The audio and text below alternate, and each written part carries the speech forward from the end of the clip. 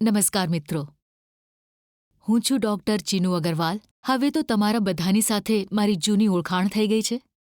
હું એક મનોવૈજ્ઞાનિક છું અને સાથે સાથે હેમા ફાઉન્ડેશનની ટ્રસ્ટી અને ફિલિંગ માઇન્ડ્સની નિર્દેશિકા પણ છું. હવે આપણે આપણા જીવન મૂલ્યોની યાત્રામાં 7મા પડાવ પર પહોંચી ગયા છીએ. અહીંયા જે મૂવી હવે તમારા માટે અમે લાવ્યા છીએ એ આપણી સંસ્કૃતિ ઉપર આધારિત છે, આપણા કલ્ચર ઉપર આધારિત છે.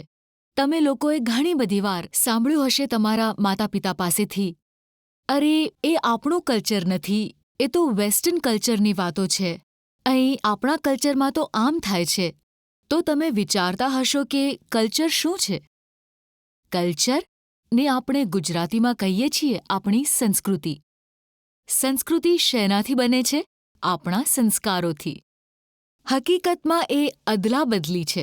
સંસ્કારોમાંથી બને છે સંસ્કૃતિ અને સંસ્કૃતિમાંથી ઉપજે છે સંસ્કાર. તો તમારા મનમાં વિચાર આવતા હશે, અરે જો એ લોકો કરી શકે છે તો આપણે શું કરવા ના કરી શકીએ? આ ડિફરન્સ શું કામ છે કલ્ચરમાં? આપણા કલ્ચરમાં આ બધી વાતો શું કામ છે? ક્યારેક તમારા પેરેન્ટ્સ તમને ટોકતા હશે કે જુઓ, આપણે મંગળવારના દિવસે નખ ન કાપી શકીએ કે ગુરુવારને દિવસે વાળ ન ધોવાય. તો તમે એમને પ્રશ્ન કરતા હશો, એવું શું કામ?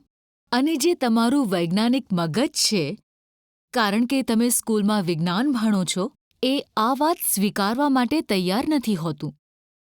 અને ઘણીવાર એવું પણ બને કે તમારા પેરેન્ટ્સ પણ મુશ્કેલી અનુભવતા હશે કે આખરે આપણે એવું કેમ કરીએ છીએ. કદાચ તેઓ એ કહીને અટકી જતા હશે કે ના ના, આપણા ઘરમાં તો એવું જ કરાય છે, અમે જે કરતા હતા તારે પણ એ જ કરવું પડશે.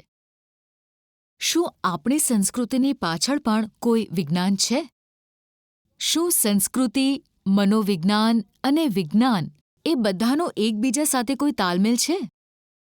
શું સંસ્કૃતિને ફોલો કરવી એ આપણા માટે યુઝફુલ કે બેનિફિશિયલ છે? આ બધા જ પ્રશ્નોને આ મૂવીમાં ખૂબ જ સરસ રીતે એડ્રેસ કરાયા છે અને આના વિશે આપણે બહુ જ ડિટેલમાં તમારી સાથે ચર્ચા કરીશું. દર વખતની જેમ જ તમે મૂવી પહેલાં થોડા પ્રશ્નો પણ સોલ્વ કરશો અને એના પછી તમે ઘણા બધા ટાસ્ક્સ પણ કરશો. મેં સાંભળ્યું છે કે અમારી હેમા ફાઉન્ડેશનની જે મૂવીઝ છે એ જોઈને છોકરાઓ ઘણું બધું શીખે છે. ટાસ્ક્સ પણ જે અમારી પાસે અપલોડ થાય છે વેબ પોર્ટલ પર હેમ વર્ચ્યુઝના, તમે લોકો ખૂબ જ સારું કામ કરો છો. અમે ખૂબ જ ખુશી અનુભવીએ છીએ કે તમને આ બધું શીખવા મળે છે. એના વડે અમને આગળ ખૂબ જ સારું કામ કરવાનું પ્રોત્સાહન મળે છે. તો ચાલો હવે આ વખતે આપણે વાત કરીએ સંસ્કારોની, સંસ્કૃતિની, આપણા પોતાના કલ્ચરની અને એનાથી જોડાયેલા વિજ્ઞાનની. નમસ્કાર.